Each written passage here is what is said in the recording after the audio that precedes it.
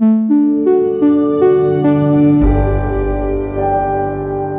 Undeceptions podcast.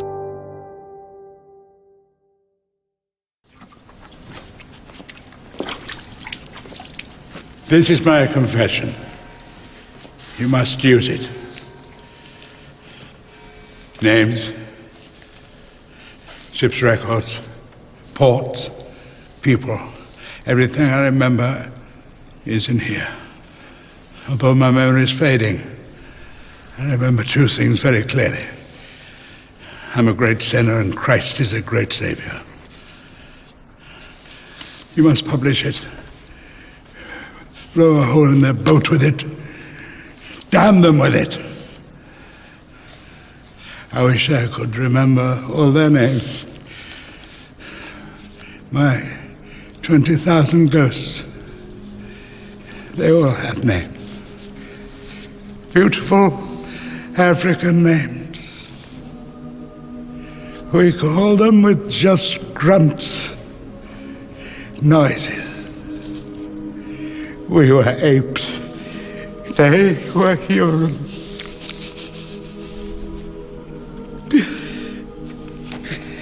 I'm weeping. I couldn't weep till I wrote this.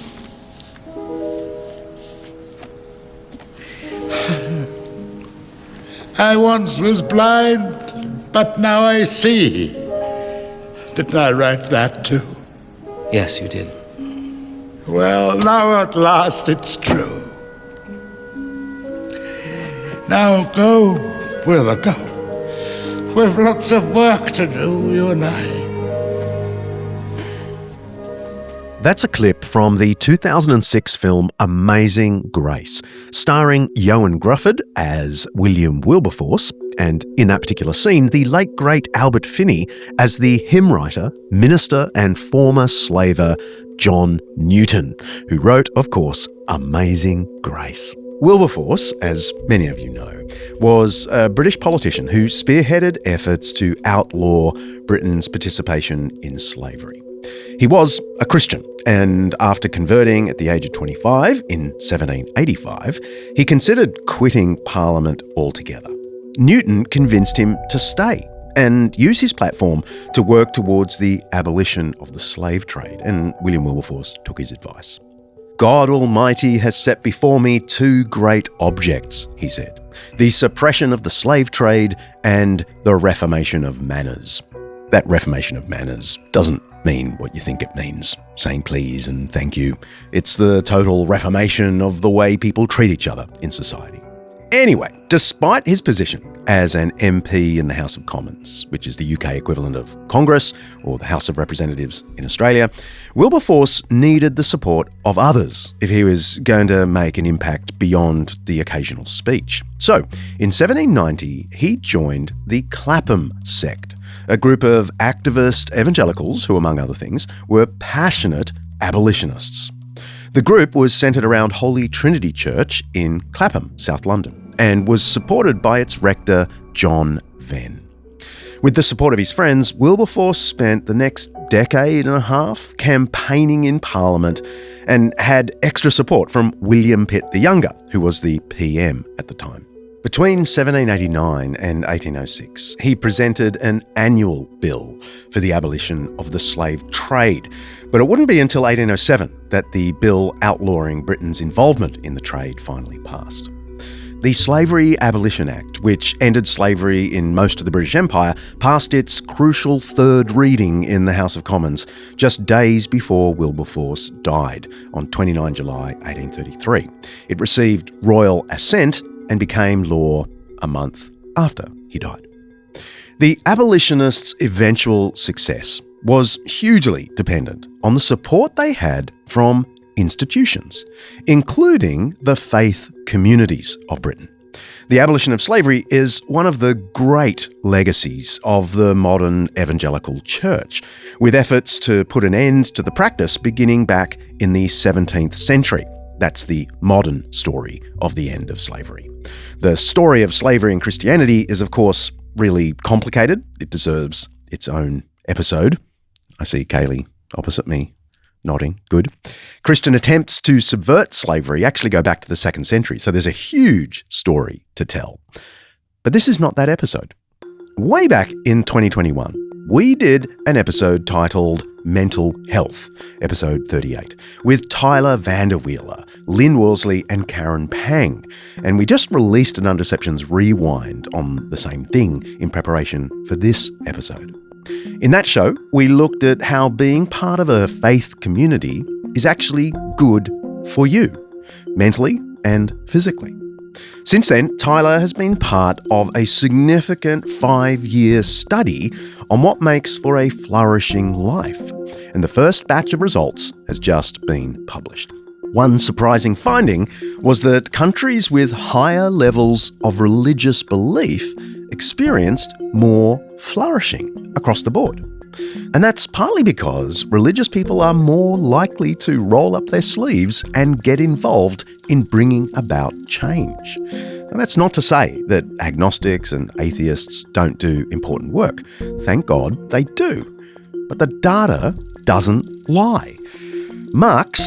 Karl Marx, thought Christianity dulled people to the troubles of this earth because they were hoping for heaven. That's the whole idea behind religion is the opiate of the people. But he was badly wrong, both at the time he said it and today. Practicing Christians are 40% more likely to give to charities. And in America specifically, one recent study found 90% of charity donors were Christians. In a separate study, the Pew Research Center found that Christians were more likely to volunteer and donate money or goods to people in need. That's the US data. The data for Australia is identical. As William Wilberforce found, and as my guest today demonstrates, strong faith communities are crucial for empowering individuals who want to make a difference. Faith communities aren't just good for our health, physical and mental, they're good for society. I'm John Dixon, and this is Undeceptions.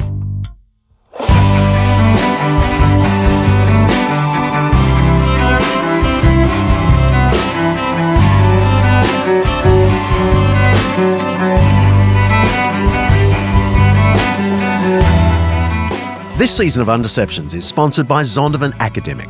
You can get discounts on their special Master Lectures video courses and free chapters of many of the books we talk about here on the pod. Just go to zondervanacademic.com/Undeceptions. Every episode of Undeceptions, we explore some aspect of life, faith, history, science, culture, or ethics that's either much misunderstood or mostly forgotten. With the help of people who know what they're talking about, we're trying to undeceive ourselves and let the truth out.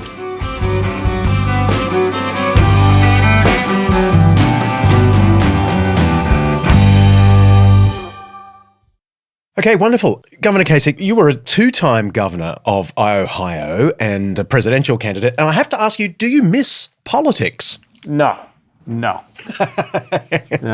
do not. Next question. No, I mean, look, you do it for a while, then I've been in and out. So I was in the Congress for 18 years and I left, and then I was out for, about 10 years, and maybe it was, somewhere along that, but maybe 10 years. And I then ran for governor and got elected governor, and, now I'm out again. And so I kind of believe that you... That's John Kasich, the former governor of Ohio.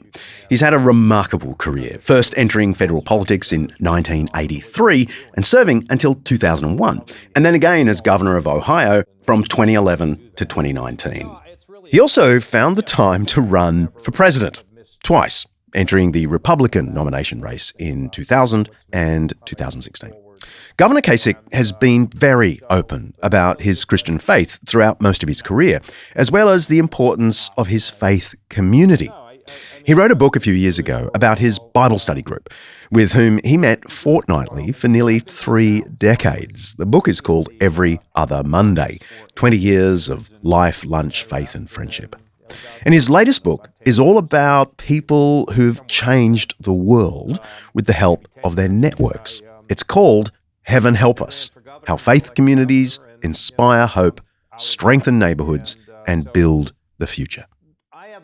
I kind of believe that you can have as much influence out if you do things right as you can have in.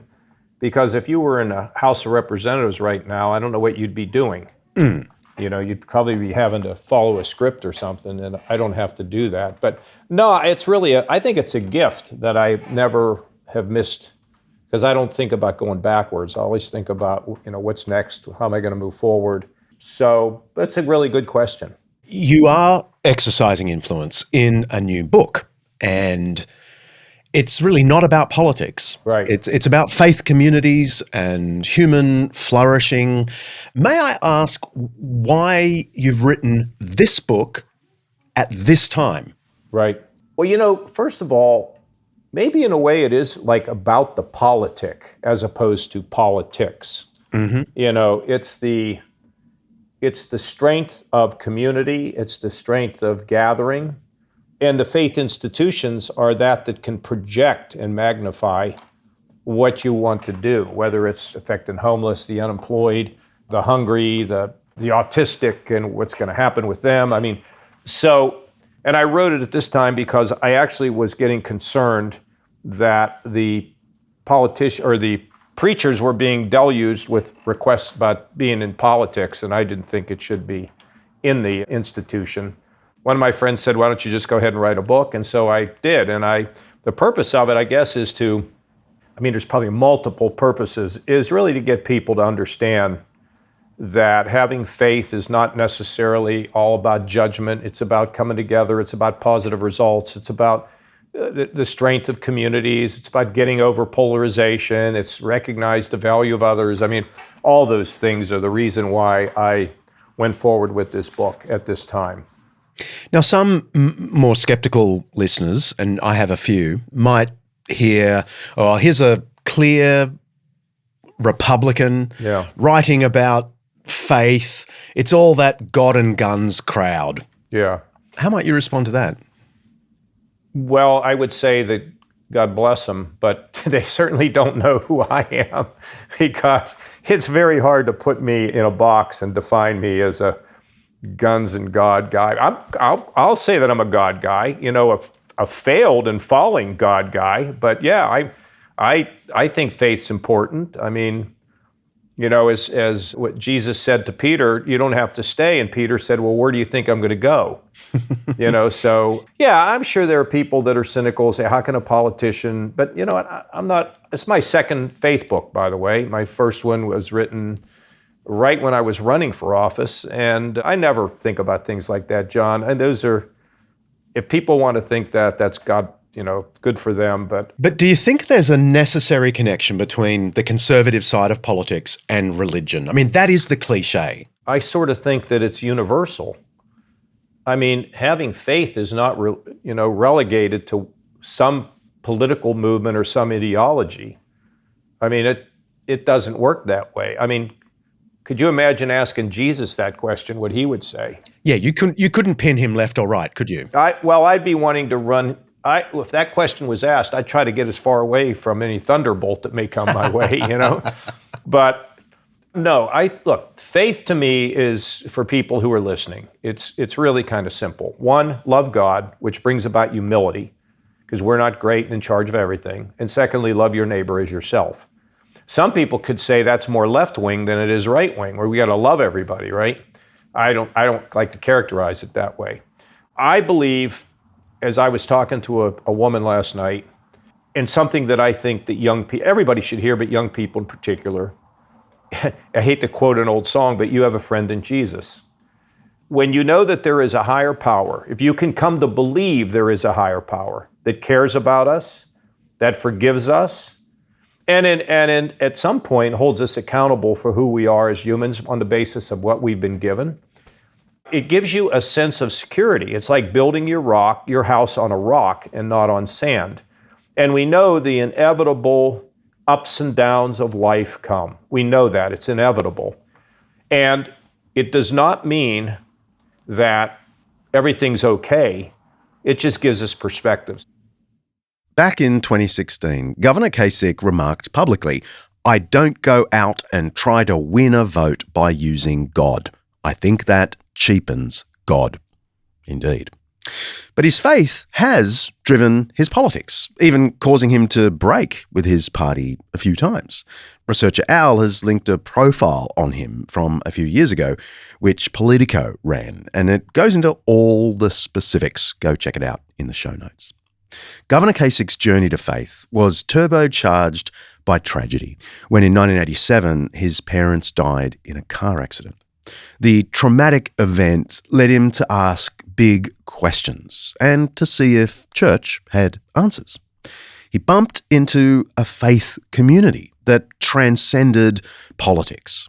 Now, Plus subscribers are about to hear the full story. Head to undeceptions.com if you want to join the Plus community. But for the rest of us, here's the governor on how that experience influences his approach to life and leadership. So yesterday I was on a call with a young woman, I think she's about 23 or 24, and her father. Her mother died 5 months ago. Devastating for dad, devastating for daughter. My interest was not just to help her guide herself professionally, but I'm like, so how you doing, kid? You know, how are you? How do you feel? Well, it's only been 5 months. I said, well, that's a blink of an eye. You got a long way to go. I said, but you know where your mother is, right? She said, yeah, I know where my mother is. And so does it mean that there's no pain or any hurt? No, but if you have the perspective that her mother, who was a believer, is safe in the arms of God, that's a nice thought. Now, somebody would say, well, you just make that up. Well, no, you can't get there by making it up because it's not real then. My story was I was, kind of involved in faith and all that when I was a kid, but went to college and became like any kid that comes out of Sydney, and I start, running wild and forgetting all that. And then there was a tragic accident that affected my parents. So I decided to try to figure out, did I even believe in God? And where am I vis-a-vis my eternal destiny? And that was in 87, that's 13 and 20, that's 38 years ago. And I'm still exploring. But I mean, when Bono sings, I still haven't found what I'm looking for, it's not about his car keys, right? I mean, for me, I know what I'm looking for. I found a lot of it, but it doesn't ever end. It's a constant journey and a constant replenishment. And so it's not left or right, John. It's a depth, it's a relationship that you want to build with the greatest power that ever existed. That's kind of the way I look at it. Of course, we've got a whole episode on the matters of eternity, episode 64, Kingdom Come. Governor Kasich's book is about the practice of faith this side of eternity, and he takes us to some very dark places. Good afternoon, everybody. This morning, I spoke with, and Vice President Biden spoke with Mayor Joe Riley and other leaders at Charleston to express our deep sorrow over the senseless murders that took place last night. Michelle and I know several members of Emmanuel AME Church. We knew their pastor, Reverend Clementa Pickney, who, along with 8 others, gathered in prayer and fellowship and was murdered last night. That's former US President Barack Obama giving a press conference in June 2015, the day after a dreadful mass shooting at the Mother Emanuel AME Church in Charleston, South Carolina. The night before, a self-proclaimed white supremacist attended a Bible study there, and after an hour of sitting quietly, welcomed by the group, he opened fire on them.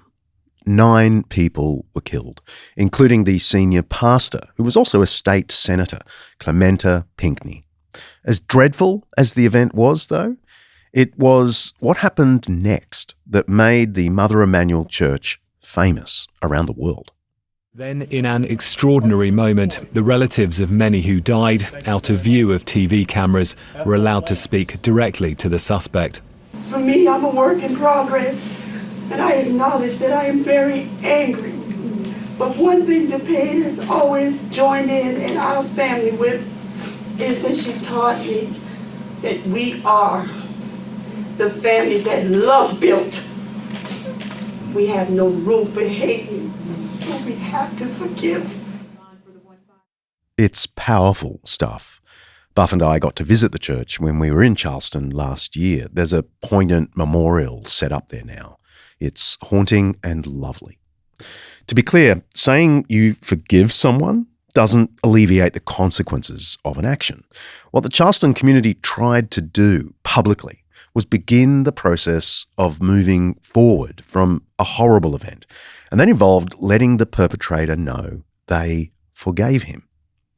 Now, in his book, Governor Kasich highlights the work of Reverend Eric Manning, who assumed leadership of this church a year after the massacre and helped guide the victims through their journey. But I guess you might be wondering, how does forgiving mass murderers help anyone? You start the book with the amazing story of Charleston. Yeah. Can I ask why you started there? Well, John, first of all, it's not why did I start there, but why did I even cover it? Because most people know about the 9 people who were murdered and the fact that they went to an arraignment, a trial, and said that they forgave the shooter. And we know that the forgiveness is kind of an up and down sort of a thing. I think we all need to either have forgiveness or give forgiveness. Think about how many families are torn apart because of stupid things, because somebody's not forgiving. And I just think it's relevant today for the hurt and the division, the polarization that we feel. I think that it's really a good thing to think about forgiving. And so I can't tell you exactly why it was the top, but it's such an amazing story that I felt that it needed to be there. And the close on the other end is the murder in the synagogue in Pittsburgh. Both of them, in a way, have been seared into my mind. I remember where I was. The governor is talking here about another horrific gun massacre, this time at the Pittsburgh Tree of Life Synagogue in 2018, which saw 11 people killed. The Charleston and Pittsburgh shootings bookend Heaven Help Us. I remember where I was when I heard about the synagogue shooting in Pittsburgh. I was visiting my daughter in college. The story of Charleston is just like, wow. How could you forgive like that? And it really could have blown up, couldn't it? I mean, there were tensions rising in the community, and from what I understand, faith leaders stepped in and tried to harness that spiritual power to produce a sort of community reaction that was extraordinary. Yes, and think about how deep the faith of those people had to have been. The fact that, we talk about, okay, well, is somebody a believer if they go to church? I'm like, who cares if you go to church? It's your relationship. But think about the relationship that these people had. I mean, people should go to church, okay? I'm just saying, I'm not going to measure how you think by how many times you checked in. But think about how deeply the power of the Lord, the power of Jesus, think about how deeply it affected those people up to that incident. It wasn't that they found it afterwards, they were embedded in it. That's powerful. That's just like, wow. You know what I mean? The decision of the Mother Emanuel Church members to show grace to the shooter was a tragic but beautiful piece of public Christianity. Anthony Thompson, grandson of 59-year-old victim Myra Thompson, gave one of the many speeches to the shooter over video link, urging him, quote, confess, give your life to the one who matters the most, Christ, so he can change your ways no matter what happens to you, and you'll be okay. It's all pretty extreme. But what do faith communities have to offer in more normal contexts? Well, it turns out quite a bit. Stay with us.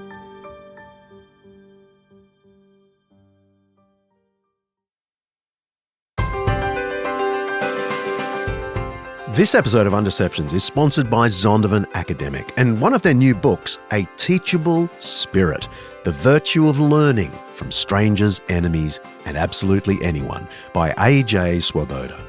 We're living in a polarized world. with a shrinking desire to learn humbly from those we disagree with. We think that learning from has to mean agreeing with. And sadly, Christians today are sometimes accused of locking down in their holy huddles and pushing away any listening and learning from those outside their brand of faith. And yet, Christianity has a rich tradition of turning out good learners. AJ does a great job in this book of showing how learning itself can be a really important part of what it means to get to know and then to follow Jesus. A Teachable Spirit is a thoughtful guide into humility, curiosity, and openness. It's a posture we strive for ourselves here at Undeceptions, and it is the key to unlocking knowledge, whether you believe or not. Grab your copy of A Teachable Spirit on Amazon or head to zondervanacademic.com/undeceptions. zondervanacademic.com/undeceptions, where you can also get a free chapter to download.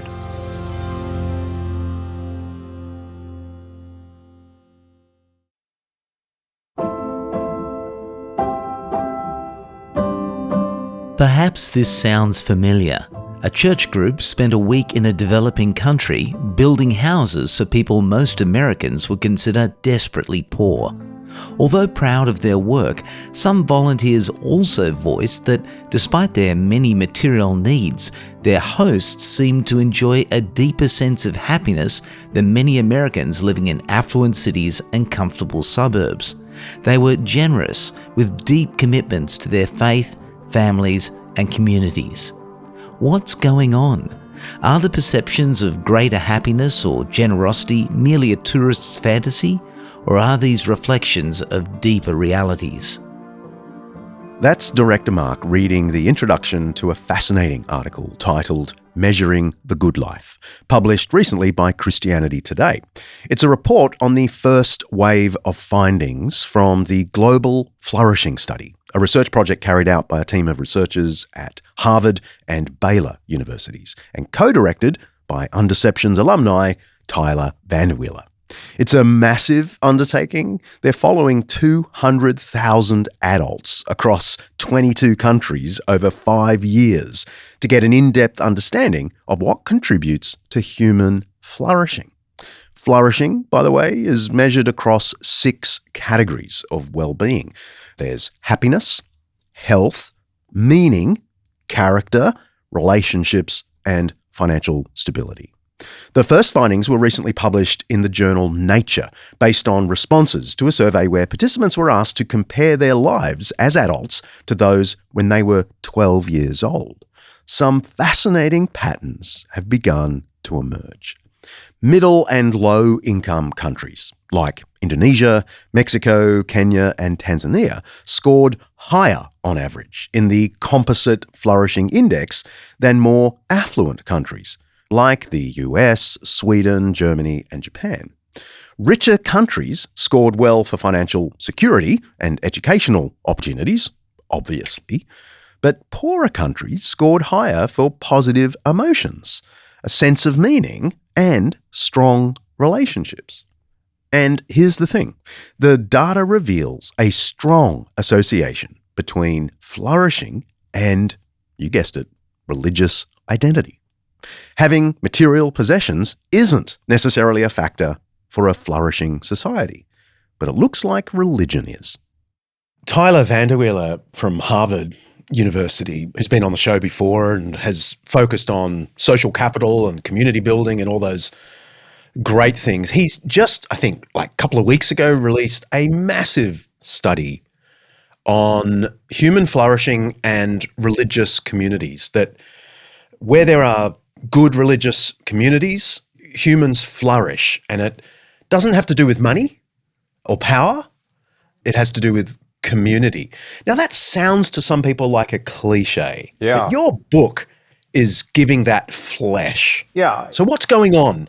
How do religious communities, in your view, foster this flourishing? Because we're together. People do well when, look, one of the great scourges in America today is loneliness. And When you can hang out with other people, find something in common and something good, it makes you feel good. It means you're not alone. You're not lonely.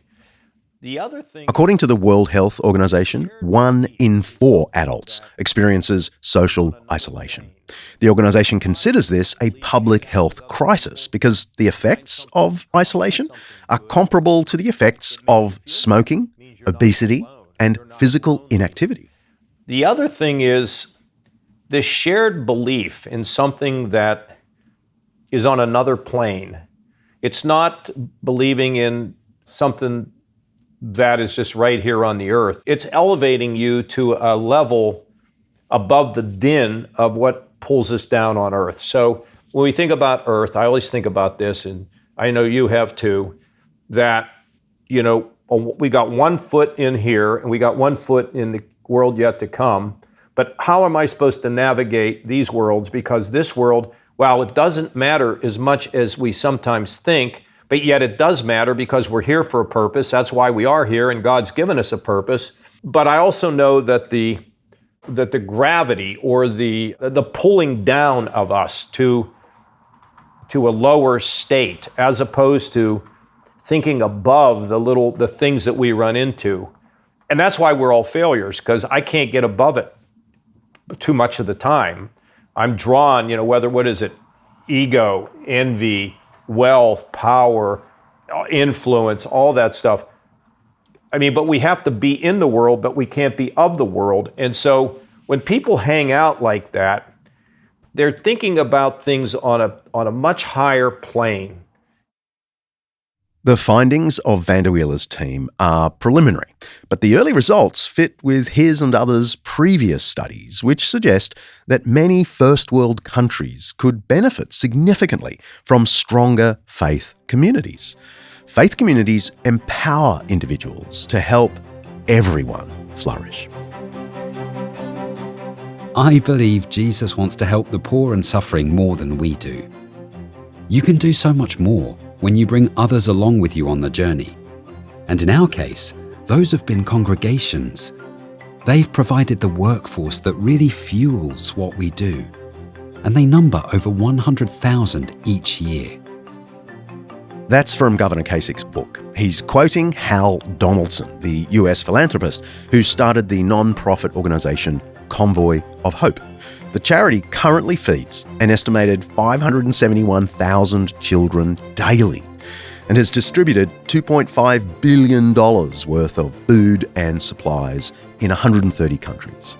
It was baby steps at first. The first convoy was just Hal and a few of his mates delivering groceries off the back of a pickup truck in Northern California.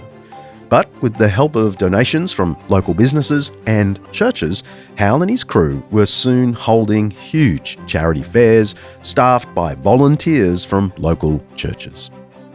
You didn't have to motivate their people to join you in something worthwhile, because everybody had a Bible, and the Bible already says, love God, love your neighbour.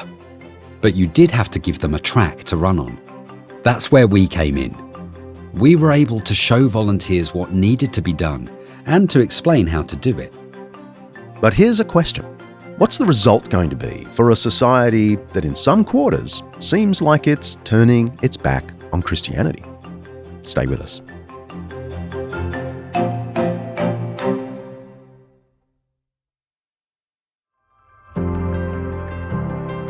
Most of us picture Bali as beaches and sunshine.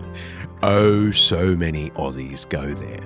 But away from the resorts, many families struggle to provide even the basics for their children. And that's why I'm so encouraged by Anglican Aid's Project Bali. They're caring for more than 300 kids who can't live at home. They give them food, medical care, education, and Christian community. One 14-year-old boy named Gara said, "I now have the opportunity to study, to play, and to dream again." And you can help more children just like Gara by visiting anglicanaid.org.au/undeceptions. That's anglicanaid.org.au/undeceptions to make a tax-deductible gift today. Please help these guys out.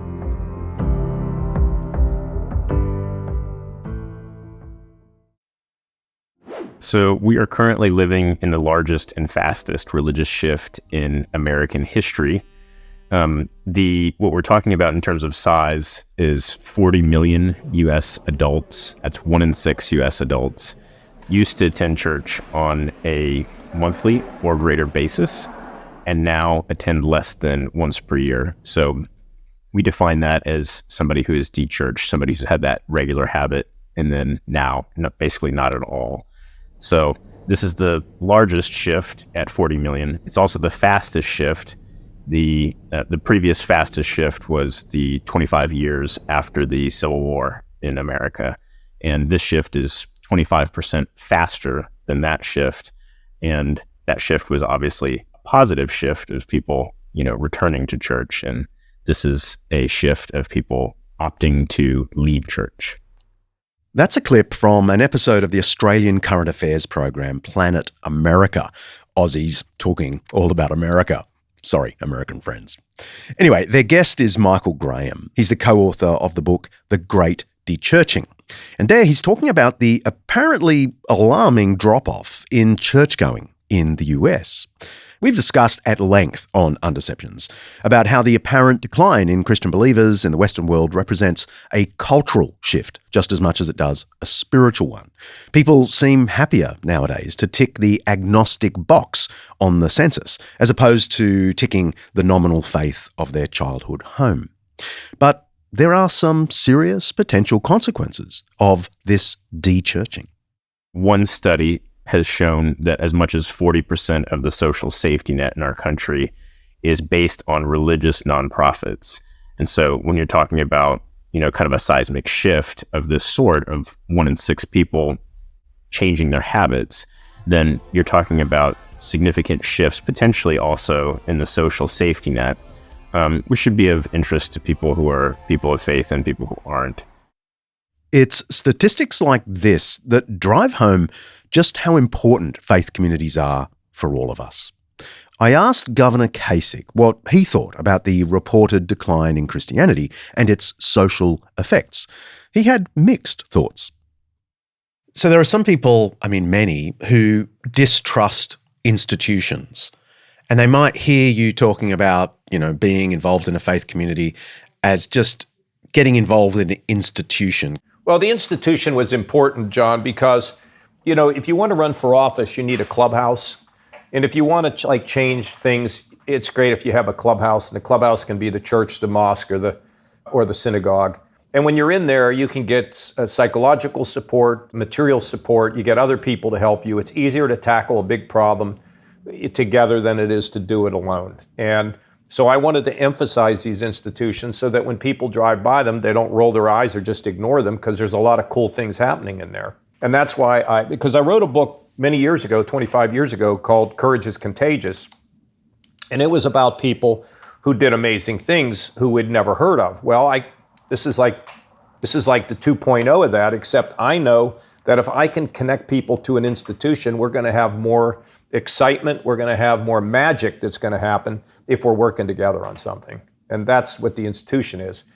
If you go to an institution and you don't like it, go find another one. I'm just trying to show something here, right? I'm just trying to say, hey, take a look at this. I'm going to give you a really nice story here. I was in the gym today, and there's a lady who's been coming to this gym. I've known her for quite a while. She's really close to my wife. She has an autistic son, and it has been really hard for her to deal with the ups and downs of that. I was doing an interview on CBN, the Christian Broadcasting Network, and the sound man in this interview tells me that he lives in my hometown, the same place this woman lives. So when I got done, I was talking about her, never mentioned her name. He says to me, hey, could you put me in touch with this woman, because I have an autistic son, and it'd be great if we could work together to create a group home. And I said, well, let me check. We checked. A group home, by the way, is just a small shared residential facility, usually for people with disabilities. So I saw her this morning. I said, are you guys talking? She said, we have been texting and emailing regularly. We're going to get together. And I said, well, keep me informed. So could she do it alone? Probably. But if she's doing something with somebody else, and I asked her, I said, do you go to church? And I didn't even wait for the answer. I said, if you don't go find one. See if you can get somebody interested in this stuff. Because that's what these churches and these institutions are supposed to do. They're supposed to be healing forces. That's what they should be about. There's a lot of talk about the drift away from Christianity in this country. Some people are already predicting that America will be a post-Christian nation soon. What's your read on that as someone who's like very much engaged both locally and nationally? Well, young people are gravitating now more and more to faith because I think they want an anchor after having gone through COVID. They were alone, they were lost in many cases, and so they're like, okay, I need something to believe in. Now, my hope is, I hope this is not a passing fancy, like, I decided to get healthy, so I'm now going to the health food store, but a year from now, I'm back into my ice cream parlor, I hope that when they get there, that they find something that's real, they find a relationship that gives them perspective and strength. So there is a rising, I'm told on the campus at Ohio State, they're just exploding on Sundays with people who are seeking faith. Don't you think, John, I think these things kind of, worldwide, I think these things kind of go in peaks and valleys. But what I do believe is that, this Judeo-Christian ethic and our friends in the Muslim community, they're an essential part of the building block of the United States, at least, and than the Western ethic.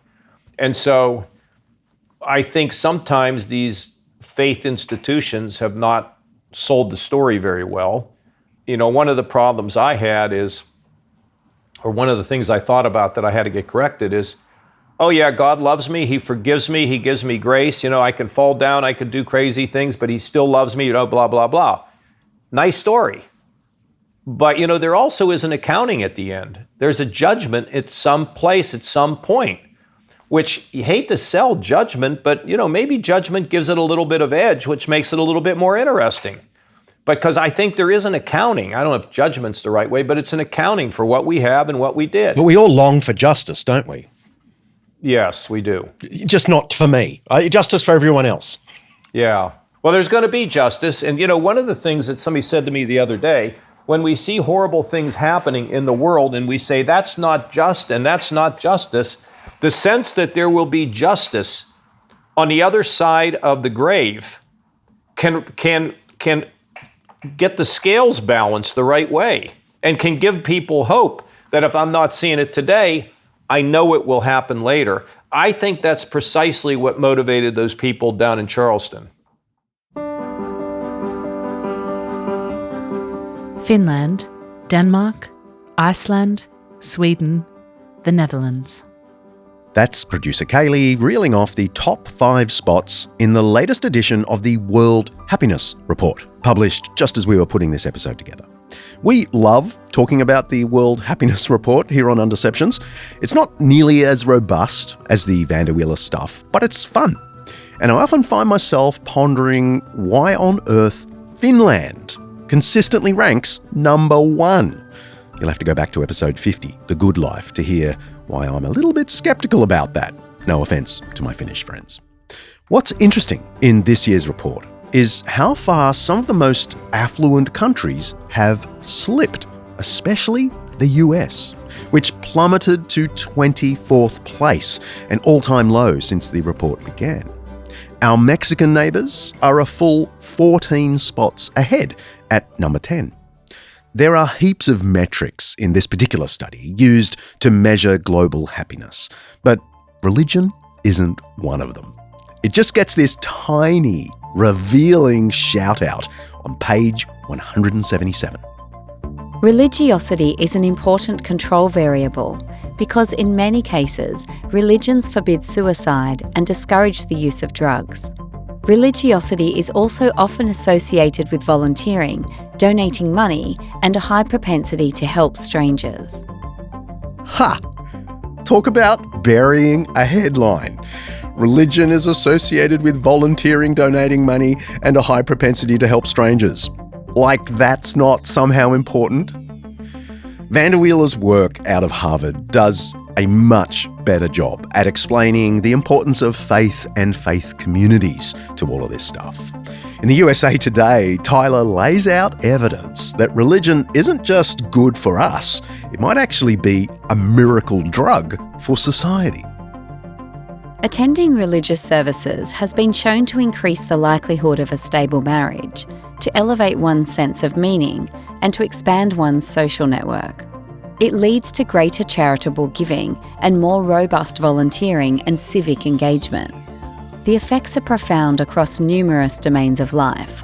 This has important implications for the extent to which society promotes and protects religious institutions, the maintenance of their non-profit tax-exempt status, and how the contribution of such institutions is portrayed in the media, the academy, and beyond. Governor Kasich's book puts a lot of flesh on this, showing how faith communities help not just individuals but entire communities. With that in mind, let's press pause. I've got a 5-minute Jesus for you. In 379, yes, back in my happy place of the ancient Roman world, one of the pivotal figures of history died, Basil of Caesarea. He earned the name Basil the Great in the history books, and for good reason. His friend and fellow Bishop Gregory of Nazianzus gave the eulogy. We have it preserved from the time. It's wonderful. And part of it reads, "Others had their cooks, and rich tables, and enchanting refinements of cuisine, and elegant carriages, and soft flowing garments. Basil had his sick, and the dressing of their wounds, and the imitation of Christ, cleansing leprosy, not by word, but in deed." Everyone in the church that day knew what Gregory was saying about Basil. For the previous 10 years, Basil had devoted his considerable intellect, resources, and persuasive powers to founding the world's first public hospital. Now, we're going to do a whole episode on the birth of hospitals. It's one of the greatest contributions of Christianity to our world. But all I want to point out here is the way Gregory explains what Basil thought he was doing in the 360s and 70s. Basil had his sick, and the dressing of their wounds, and the imitation of Christ, cleansing leprosy, not by word, but in deed. Basil urged those he'd led to imitate Christ with whatever resources they had at their disposal. Jesus himself had all the power of God to heal the leper with a simple word. Now, Basil believed in the power of prayer, but he knew, as really every Christian knows, that even our most earnest prayers don't always have the same results as Jesus' comprehensive ministry of miraculous healing in the Gospels. So, Basil urged people to heal the sick by deed if they couldn't do it with a simple word. Having studied Greek medicine in Athens when he was a boy, Basil had long wanted to combine pagan science with Christian compassion. When he had the right idea and adequate resources, he established a massive multi-department healthcare centre, complete with full-time physicians and nurses, all paid for by the church and local wealthy Christians. When we get to that episode on the birth of hospitals, I'm going to point out that Basil's idea took off like wildfire. Within a decade of his death, a Christian woman over in Rome started another hospital, and pretty soon there were hundreds of hospitals springing up all over the Roman world, all of them run by churches. Basil's logic was simple. The ministry of Jesus in the Gospels shows us that the Lord wants to make individuals and communities whole. He came to save souls from eternal judgment. See the episode on hell a couple of seasons ago for that one. But also to mend bodies and communities damaged by the fallenness of things. So, with or without miraculous power, Basil reasoned, Christians know what their Lord wants: to promote the news of eternal salvation and to get busy in the meantime, mending whatever is broken. It hardly needs to be said on this podcast that Christians haven't always done this. They've done their fair share of breaking stuff too. But the history is clear, and the contemporary empirical data is in. When Christian communities function like they're meant to function, everyone flourishes. You can press play now.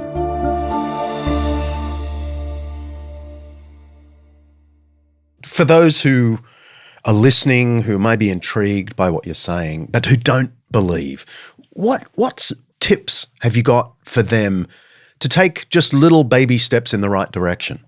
Okay, here's what I would say. You say, I was listening to John Dixon. I like John. He has this guy on, this guy Kasich. I have no idea about him.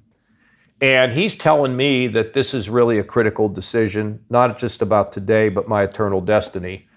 And I don't really know that I don't know what to think about it. So let me just try it this way. Okay, God, if you're up there, do something. Send me a word.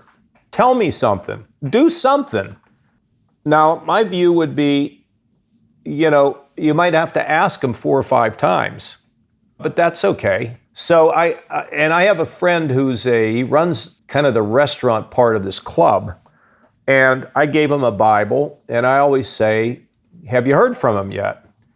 And he always said, and it's been years, he said, nope, haven't heard anything yet, but I'm still reading. I'm not giving up. So I don't know what that's about, but that's what I would say to get started. And secondly, get somebody who's got wisdom and somebody who's learned, and say to them, why do you believe? What is it why do you care about this? Those would be 2 things that I can think of off the top of my head. So finally, are you pessimistic or optimistic about faith and community, let's say, in America and then more broadly in the Western world? Yeah, I guess I would say I'm optimistic at the end of it all because of the book of Revelation. I can't predict what's going to happen, but I think that it's going to come and go.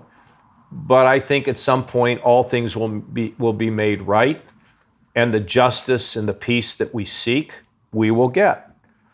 And I don't know what that road is going to look like. I guess I'm asking because the divisions seem so fierce at the moment.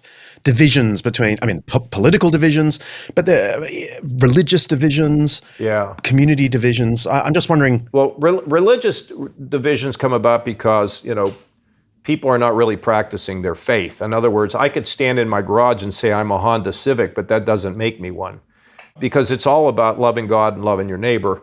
In regard to politics, if in fact if we have a little bit of revival, and maybe you see a little bit with the new Pope, and the way he's conducting himself, we're all made in the image of God, and you have a right to disagree with people, but you don't have a right to kick them around and disparage them and hate them, and it's crazy. So look, we all have a job to do. You've got your show, I've got the job that I have to do. I work at MSNBC. In the last couple of weeks, they took a politician like me, and they have me on the air talking about the Pope and what it means. Yeah, I'll do my thing, you do yours, and we'll see if it can become contagious.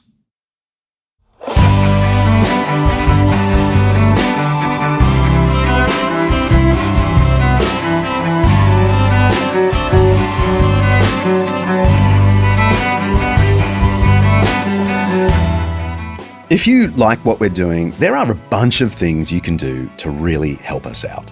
You can go to Apple Podcasts and give us a review. A good review will actually boost the algorithm and send lots of people to Undeceptions. Or you can go to undeceptions.com and pick up one of our t-shirts from the store. You can become an Undeceptions Plus subscriber and get access to a bunch of extras and our special Facebook group. And if you really want to help our team, please consider making a donation. Go to undeceptions.com, click the oversized yellow donate button, and see where the wind blows. While you're there, send us a question by audio or text, and I'll try and answer it in the upcoming Q&A episode. See ya.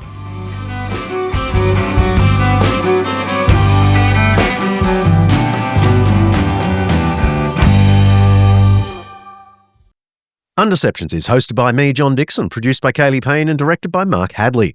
Alistair Belling is writer-researcher. Siobhan McGuinness, our online librarian. Lindy Leviston remains my wonderful assistant. Santino DeMarco is Chief Finance and Operations Consultant. Editing by Richard Humwe. Our voice actors today were Yannick Laurie and Suzanne Ellis. Special thanks to our series sponsor Zondervan for making this Undeception possible. Undeceptions is the flagship podcast of undeceptions.com, letting the truth out.